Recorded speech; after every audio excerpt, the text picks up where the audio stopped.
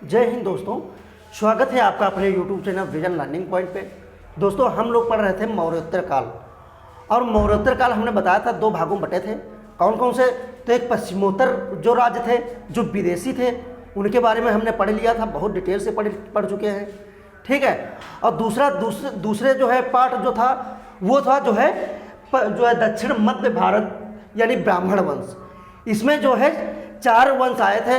कौन कौन से आए थे? तो इसमें जो है इसे ब्राह्मण वंश भी कहा गया है। तो सबसे पहले शुंग वंश, उसके बाद जो है कर्ण वंश, ठीक है, और उसके बाद जो है सातवाहन वंश, फिर वाकाटक वंश। तो ये जो है 4 वंश आए थे। तो इसमें हम सबसे पहले आज पढ़ेंगे शुंग वंश। और शुंग वंश जो है ये बहुत इंपॉर्टेंट है, यहाँ से क्वेश्चन पूछे भी जाते हैं। तो इनका जो है टाइम पीरियड देख लेते हैं, दक्षिण मध्य भारत का, ठीक है। तो ये 185 से 73 ईसा पूर्व, ठीक है। तो ये ध्यान रखना। और सबसे पहले हम पढ़ेंगे शुंग वंश। शुंग वंश इसमें जो है देखो, ये यहाँ से क्वेश्चन पूछे जाते हैं, तो आप लोग साथ साथ में नोट जरूर करते रहें। तो सबसे पहले देख लेते हैं शुंग वंश की स्थापना किसने की थी।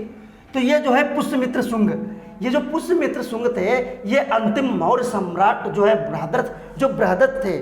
ये अंतिम मौर्य सम्राट जो है, ये मौर्य सम्राट जो थे बृहदत्त, इनकी जो है हत्या करके शुंग वंश की स्थापना की गई थी, ठीक है। और इनकी ये जो राजधानी इन्होंने बनाया था, तो पाटलिपुत्र को राजधानी बनाया, ठीक है। और ये ध्यान रखना। फिर जो है देख लेते हैं अयोध्या, जो अयोध्या अभिलेख थी। देखिए ध्यान रखना, अभिलेख के बारे में बहुत ज़्यादा पूछे जाते हैं। तो अयोध्या अभिलेख था, तो इससे पता चलता है कि अपने पुरोहित, इनके जो पुरोहित थे पतंजलि, ठीक है, की सहायता से इन्होंने 2 अश्वमेध यज्ञ करवाए थे। तो अश्वमेध यज्ञ जो करवाए थे, अश्वमेध यज्ञ के बारे में ध्यान रखना, ये पूछते हैं, ठीक है। उसके बाद देख लेते हैं मनु ने मनुस्मृति लिखी थी। हमने बता दिया था, शुरुआत में ही बताया था कि जो स्मृतियाँ थीं ये अलग अलग जो है कई प्रकार की थीं। उसमें जो है मनु ने मनुस्मृति लिखी थी, जिसमें उन्होंने जो है विदेशियों को जो है व्रात्य क्षत्रिय कहा था। ध्यान रखना, व्रात्य क्षत्रिय कहा था। और जो है बौद्ध ग्रंथों में पुष्यमित्र, जो बौद्ध ग्रंथ थे, इसमें पुष्यमित्र को बौद्धों का उत्पीड़क बताया। देखिए इन्होंने जैसे इसमें बहुत जो है विद्वानों का मत है कि जो है ये बौद्ध ग्रंथों में ये बताया गया कि पुष्यमित्र जो थे ये बौद्धों का उत्पीड़क थे। लेकिन ऐसा पूर्णतया सत्य नहीं है, क्योंकि इन्होंने सांची में स्तूपों का निर्माण कराया है। देखिए 2 स्तूपों का निर्माण इन्होंने करवाया है, इसलिए पूर्णतया जो है सत्य नहीं है कि ये उत्पीड़क थे, ठीक है। और अशोककालीन, देखिए अशोककालीन जो है सांची के महास्तूप का जो है इसमें काष्ठ वेदिकाओं का निर्माण करवाया था। तो इन्होंने जो है अशोककालीन जो है सांची के महास्तूप का जो काष्ठ वेदिका थी, काष्ठ वेदिका का मतलब जो है ये लकड़ी की वेदिका थी, ठीक है, इसकी जगह पर पाषाण वेदिका यानी पत्थर की वेदिका जो है का निर्माण करवाया था। तो ध्यान रखना। और इसने भरभूत स्तूप का भी निर्माण करवाया था, भरभूत। तो ये जो है ध्यान रखना, जैसा कि बताया था कि जो है ये बौद्धों के उत्पीड़क थे, लेकिन ऐसा नहीं है, क्योंकि इन्होंने जो है 2 स्तूपों का निर्माण करवाया। और जो है ये जो सांची के महास्तूप का काष्ठ वेदिका की जगह जो पाषाण वेदिका की निर्माण करवाया था। तो ये ध्यान रखना, ठीक है। तो ऐसा माना जाता है, विद्वानों का कुछ मत है। अब ये यहाँ तक इतना ही पूछा जाता है, ठीक है। अब इनके जो है इनके पुत्र के बारे में देख लेते हैं। दूसरे जो है नंबर पर ये इनके पुत्र आए थे अग्निमित्र, जिनका नाम था अग्निमित्र। और जो है यह पुष्यमित्र का पुत्र था, हमने बताया इनके पुत्र थे, ठीक है। और जो है ये पुत्र थे, और इन्होंने जो है एक जो है मालविका जो थी, इनसे प्रेम प्रसंग कर रहे थे, प्रेम था, ठीक है। तो ये जो है जब कालिदास को पता चला, ठीक है, जब कालिदास को पता चला, तो इन्होंने जो है एक पुस्तक लिखी जिसका नाम था, नाटक था मालविकाग्निमित्रम। ये बहुत ज़्यादा पूछी जाने वाली पुस्तक है, इसके बारे में ध्यान रखना। ये नाटक था, बहुत ज़्यादा पूछा जाता है। तो जो है इनके प्रेम का वर्णन इसी में मिलता है, मालविकाग्निमित्रम में ही, ठीक है। इसकी प्रेम कथा का वर्णन इसी में मिलता है। तो अब हम आगे देख लेते हैं। अब हम देख लेते हैं तीसरे नंबर पर जो भागभद्र आए थे, ठीक है। ये भागभद्र जो है हिंद यवन शासक जो एंटियाल किट्स थे, हमने बताया था इनके बारे में हम पढ़ चुके थे। जो हिंद यवन शासक एंटियाल किट्स जो थे, इन्होंने जो है इनके शासनकाल में एक राजदूत भेजा जिसका नाम था हेलियोडोरस। ठीक है, इसको इनके जो है दरबार में भेजा था। ठीक है, इनके बारे में इतना ही पूछ लेते हैं। और उसके बाद देख लेते हैं चौथे नंबर पर देवभूति। ये जो थे यह शुंग वंश के अंतिम शासक थे।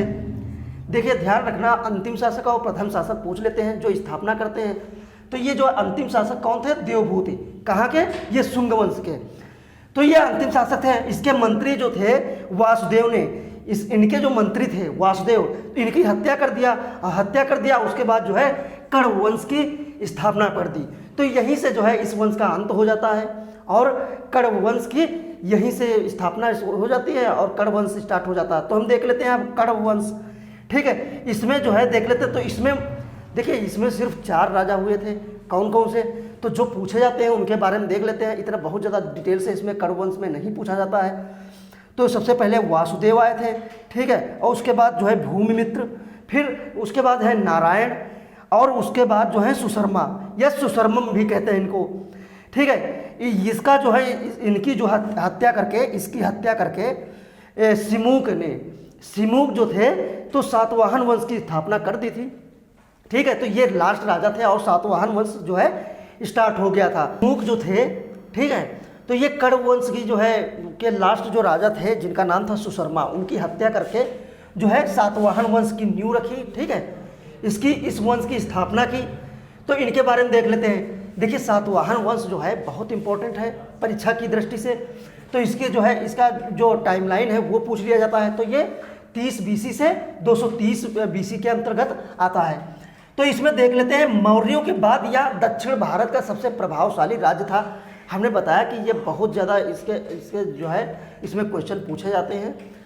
तो ये सबसे प्रभावशाली राज्य था और प्रारंभिक इनकी जो राजधानी थी, देखिए राजधानी के बारे में बहुत ज़्यादा पूछते हैं। तो प्रारंभिक राजधानी इनकी जो है अमरावती थी। और अमरावती कहाँ पर है? तो ये जो है ये आंध्र प्रदेश में पड़ता है। ठीक है, तो ये ध्यान रखना। और उसके बाद जो है ये जो बाद में सतकर्णी प्रथम थे। ठीक है, तो इन्होंने इसको जो है फिर जो है अमरावती से उठा करके जो है हटा करके फिर जो है प्रतिष्ठान स्थापित किया। और महाराष्ट्र में ये है प्रतिष्ठान। कहाँ पर है? महाराष्ट्र में। ये यहाँ पर स्थापित किए। तो इनकी जो 2 राजधानियाँ थी, पहले अमरावती उसके बाद प्रतिष्ठान। अब हम देख लेते हैं, देखिए इतना ही इसके बारे में देख लिया। अब हम देख लेते हैं पहले जो राजा थे जिन्होंने स्थापना किया था। तो ये सिमुक राजा थे। तो इस वंश के जो है संस्थापक थे। तो संस्थापक के बारे में आप जानते ही पूछ लिया जाता है। तो संस्थापक थे और इनके जो राज्य जो क्षेत्र थे, कहाँ तक इनका जो है विस्तार था? तो महाराष्ट्र और आंध्र प्रदेश तक विस्तार था। तो ये ध्यान रखना। ठीक है, और उसके बाद देख लेते हैं जो है ये सतकर्णी प्रथम। ये देखिए सतकर्णी प्रथम है। तो इनके बारे में देख लेते हैं। इन्होंने देखे इनके बारे में सिर्फ ये पूछ लिया जाता है। इन्होंने जो है 2 अश्वमेघ यज्ञ करवाए। देखिए अश्वमेघ यज्ञ जो है उनके बारे में पूछ लिए जाते हैं। 2 अश्वमेघ यज्ञ करवाए और साथ में जो है एक राजसूय यज्ञ करवाए थे। ठीक है, और जो है तथा सम्राट, देखिए सम्राट की उपाधि भी इन्होंने धारण की थी। 2 अश्वमेघ, एक राजसूय यज्ञ और सम्राट की उपाधि भी धारण किए थे। और जो है इनकी जो रानी थी जिनका नाम था नागनिका, ये जो है बौद्धों को और जो है इनके जो नाना घाट अभिलेख था, जो नाना घाट अभिलेख से ये प्रमाण मिलता है कि इन्होंने जो है ब्राह्मणों और बौद्धों को ये भूमि जो है दान में देते थे। तो इसके बारे में जो है उल्लेख इसमें नाना घाट अभिलेख में दिया हुआ है। कौन देता था? तो इनकी पत्नी नागनिका जो है ये जो है दान करती थी। तो इसके बारे में दिया हुआ है, तो ध्यान रखना। तो उसके बाद देख लेते हैं सतकर्णी की मृत्यु। देखो जो सतकर्णी की मृत्यु जब हुई थी तो इनके जो 2 पुत्र थे ये अल्पायु थे, मतलब छोटे थे और जो कि राजगद्दी पर नहीं बैठ सकते थे। तो इनकी संरक्षिका बनकर के नागनिका जो इनकी माता थी, जो इनकी पत्नी थी, किसकी? सतकर्णी की। इनकी पत्नी जो थी ये संरक्षिका के रूप में राज्य को संभाला जब तक इनके पुत्र बड़े नहीं हो गए। अब हम इनके बाद देख लेते हैं गौतमी पुत्र सतकर्णी। देखिए हाल, इनके बाद देख लेते हैं हाल के बारे में। अब हम देख लेते हैं जो ये हाल राजा जो थे, ठीक है, इनके बारे में देख लेते हैं। इन्होंने जो है गाथा जो सप्तशती थी, गाथा सप्तशती की रचना प्राकृत भाषा में किया था। ठीक है। और जो है मुक्तक का उदाहरण, जैसे प्रेम गाथाओं का वर्णन है, इसमें मुक्तक के उदाहरण हुए, ठीक है, प्रेम गाथाओं का वर्णन दिया गया है। इसके काल में ही ये गुणाद जो गुणान जो थे, गुणाद थे, ठीक है, इन्होंने जो है बृहत कथा कोश ग्रंथ की रचना किया था। देखिए ये ध्यान रखना, जो इसमें रचनाएं हैं, ठीक है, रचनाओं के बारे में पूछ लिया जाता है। देखिए गाथा सप्तशती इसमें जो प्राकृत भाषा में लिखी गई थी, और जो है मुक्तक इसके उदाहरण का मुक्तक जो है उदाहरण था, जो जिसमें जो है प्रेम गाथाओं का वर्णन किया गया है। प्रेम गाथाओं के बारे में बहुत ज़्यादा वर्णन किया गया है, इसलिए जो है ये जो रचनाएं जितनी हैं बहुत इंपॉर्टेंट है। और जो है ये गुणाटे जो थे ये बृहत कोश की रचना की थी, ठीक है, तो इनके बारे में ध्यान रखना। और ये व्याकरण के ज्ञाता, व्याकरण के ज्ञाता मतलब व्याकरण के ज्ञाता होता है, ठीक है। ये कौन थे व्याकरण के ज्ञाता? तो इनको जो है सर्ववर्मन थे। सर्ववर्मन ने जो है कातंत्र की रचना की थी। देखिए कातंत्र नामक पुस्तक लिखी थी, तो ये जो है ध्यान रखना, कातंत्र ये बहुत ज़्यादा इंपॉर्टेंट है, पूछी भी गई है कई बार, तो इनके बारे में ध्यान रखना। इसके जो है काल जो है इनके समय में जो है ये लंका के राजकुमारी जो थी लीलावती, तो इससे जो है विवाह किया था, तो इसके बारे में जो है ये जो है पूछा जाता है। अब हम देख लेते हैं इनके बाद जो आते हैं गौतमी पुत्र सतकर्णी। देखिए ये जो हमने बताया था सतकर्णी प्रथम ये अलग थे और गौतमी पुत्र सतकर्णी ये अलग है। तो ये जो है ये सबसे महानतम शासक थे, ठीक है, बहुत ज़्यादा इनके बारे में पूछा जाता है। ये सबसे प्रतापी शासक थे। इसे वेदों का आश्रय भी कहा जाता है, इन्हें जो है वेदों का आश्रय भी कहा जाता है, तो ध्यान रखना इनके बारे में।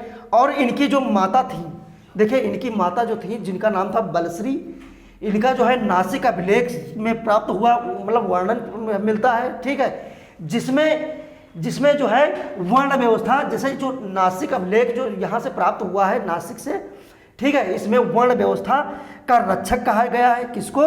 तो ये जो है इनके जो इनकी माता थी बलश्री और गौतमी पुत्र सतकर्णी, तो ये ध्यान रखना इनके बारे में, ठीक है। अब हम देख लेते हैं फिर नागार्जुन इसी के समकालीन थे, ठीक है, नागार्जुन जो थे इसी के समकालीन था। इसके जो है शक शासक नेहपान, देखिए नेहपान हमने बताया था, नेहपान की हत्या इन्होंने ही की थी। कौन? तो गौतमी पुत्र सतकर्णी ने ही किया था, इनको जो है मार डाला था, ठीक है। और इसने जो है कारले के जो भिक्षु संघ को जो है कारज नामक ग्राम दान दिया था। देखिए ये जो है करजक नामक, ये जो है यहाँ पर करजक नामक जो है ये ग्राम जो है दान में दिया था। देख लेते हैं इनके बाद जो आए थे राजा जिनका नाम था वशिष्ठी पुत्र पुलवामी। देखिए इनके बारे में सिर्फ इतना ही पूछा जाता है कि जो है ये जो थे, तो इसमें जो है रुद्रदामन जो थे, हमने बताया था रुद्रदामन जो है उसमें अभिलेख में पता चलता है, जैसे रुद्रदामन जो थे तो इनको जो है 2 बार हराया था, ठीक है, 2 बार इनको हराया था, तो इनके बारे में सिर्फ इतना ही पूछा जाता है, ठीक है। अब देख लेते हैं याज्ञश्री सतकर्णी।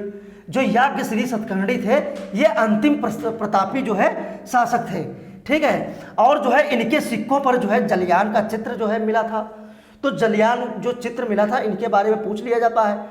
अब इनके जो है ये इनके वंश में क्या क्या चीज़ें जो है प्रकट हुई, जो स्थापित की गई थी या इनका प्रचलन में था, उसके बारे में देख लेते हैं। तो जैसे इसमें यह था कि राजकुमारों को जो है कुमार कहा जाता था। देखिए वैसे हर जगह जैसे हर राज जो वंश में था तो जो राजकुमार थे उनको राजकुमार ही बोला जाता था, लेकिन इसमें जो है राजकुमारों को कुमार कहा जाता था। और जो है सबसे बड़ा पुत्र था उसे युवराज नहीं बनाया जाता था, तो ध्यान रखना उसे युवराज नहीं बनाया जाता था। और फिर देख लेते हैं अधिकतर सिक्के जो है शीशे के थे। देखिए ये ध्यान रखना शीशे के सिक्के बहुत ज़्यादा पूछे जाते हैं, तो ये अधिकतर सिक्के जो है शीशे के चलवाए थे। और इनकी जो भाषा थी तो भाषा प्राकृत थी और लिपि जो थी ये ब्राह्मी लिपि थी, तो ये इनके बारे में इतना ध्यान रखना। और जो है एक चीज़ और देख लेना कि जो चट्टानों पर जो है ये चट्टानों को काट करके चैत्यों का निर्माण करवाया था। देखिए इसके बारे में बहुत ज़्यादा पूछा जाता है, इसको सर्च करके देखना, बहुत ज़्यादा इसमें जो है बहुत अच्छे तरीके से जो है काट करके चैत्यों का निर्माण किया गया था, जो कि पत्थरों को काट करके जो है पहाड़ों को काट करके बनाया गया था। जिसमें जो है कार्ले का जो है चैत्य जो कि बौद्ध पूजा स्थल था, ये सर्वाधिक प्रसिद्ध था।